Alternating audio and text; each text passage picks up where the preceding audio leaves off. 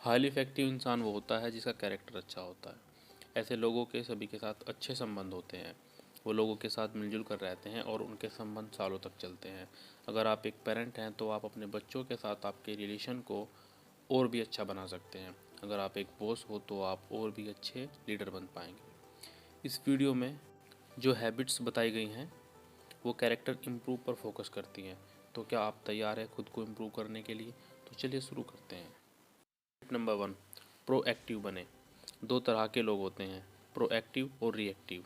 Proactive लोग वो होते हैं जो किसी भी स्थिति से प्रभावित ना हो। साइकोलॉजिस्ट विक्टर फ्रैंकल कहते हैं, हमारे आसपास जो भी कुछ होता है हम उसे बदल नहीं सकते, लेकिन हम इस पर कैसे रेस्पॉन्ड करें ये हमारे हाथ में है। अगर कोई व्यक्ति हमें बुरा बोलता है तो कमी हमारे अंदर नहीं बल्कि उनमें होती है। जो नेगेटिव बात वो हमारे बारे में बोलते हैं उनसे उनके खुद के नेगेटिव व्यू का पता चलता है। वे दुनिया को किस नज़र से देखते हैं। एक प्रोएक्टिव इंसान बुरे से बुरे हालातों में भी बिना कंप्लेन किए काम करता रहेगा, और जो लोग रिएक्टिव होते हैं वो अपने आसपास के वातावरण से तुरंत प्रभावित होते हैं। अगर उनके साथ कुछ गलत होता है तो वो खुद भी नेगेटिव हो जाते हैं। हमें प्रोएक्टिव बनना है, हमें हमारी ज़िंदगी का रिमोट अपने हाथ में लेना है।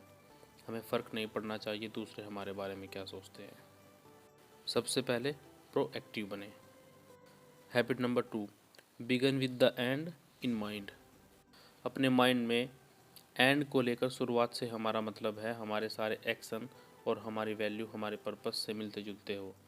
हमें अपनी डेस्टिनेशन का पता होना चाहिए ताकि हम जो भी काम करें वो हमारे पर्पस की तरफ जाए। हैबिट नंबर 3, सबसे पहले सबसे ज़रूरी चीज़ें करें। सबसे पहले सबसे ज़रूरी काम को करना। क्योंकि हम इंसान हैं इसलिए हम सेल्फ अवेयर होते हैं। अगर हमें लगता है कि हम कुछ गलत कर रहे हैं तो हम उसे बदल भी सकते हैं।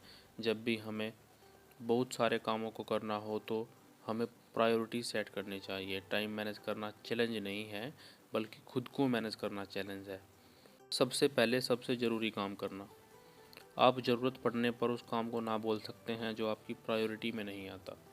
अगर आप अपनी प्रायोरिटी को अपने दिल दिमाग में अच्छे से प्लान कर लेंगे तो आपके लिए बाकी चीज़ों को ना कहना आसान होगा। सेल्फ डिसिप्लिन से ज़्यादा ज़रूरी है कि आपके पास विल पावर हो जिससे आप ज़रूरी कामों को सबसे पहले निपटा सकें। Habit number 4, think win win.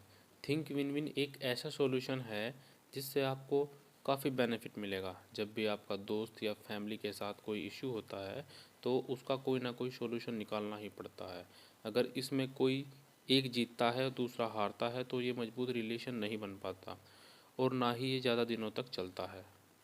अगर आपका कलीग के साथ कोई इशू है तो इस पर खुल के बात करें।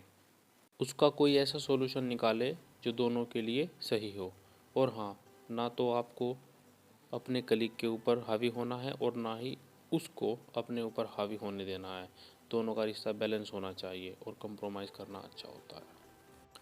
थिंक विन विन सॉल्यूशन आपके रिलेशन और आपके काम दोनों के लिए एप्लीकेबल है।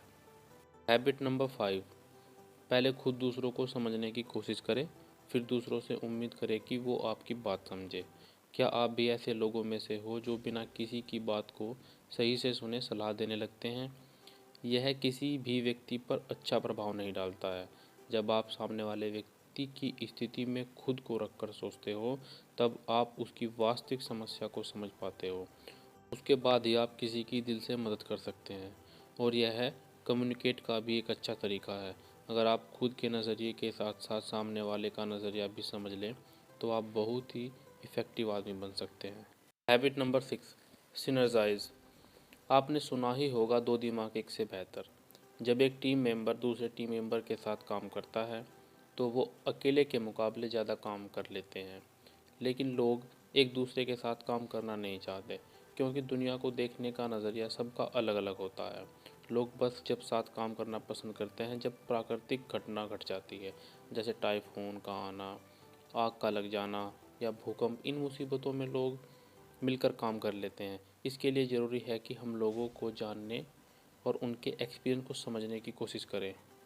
अगर ये हैबिट हमें सीखनी है तो दूसरे के पॉइंट ऑफ व्यू को समझना ही पड़ेगा।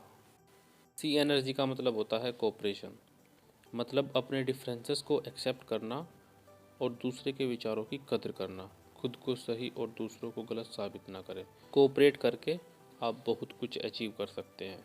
Habit number 7, sharpen the saw. हमारा सबसे बड़ा एसेट हम खुद हैं।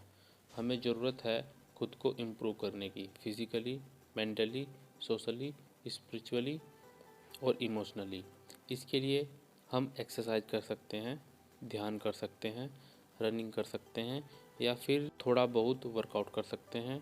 कभी कभी काम करके खुद को बहुत थका महसूस करते हैं, इसके लिए हम म्यूज़िक सुन सकते हैं, रीडिंग कर सकते हैं या कोई गेम खेल सकते हैं या प्रे कर सकते हैं और खुद पर लगातार काम करते रहें, यानी खुद को लगातार एजुकेट करते रहें। आप लोगों ने इस वीडियो से कुछ भी सीखा है तो प्लीज़ चैनल को सब्सक्राइब करना ना भूलें और बेल आइकन को प्रेस कर लें ताकि आने वाली कोई भी वीडियो आप लोगों से मिस ना हो।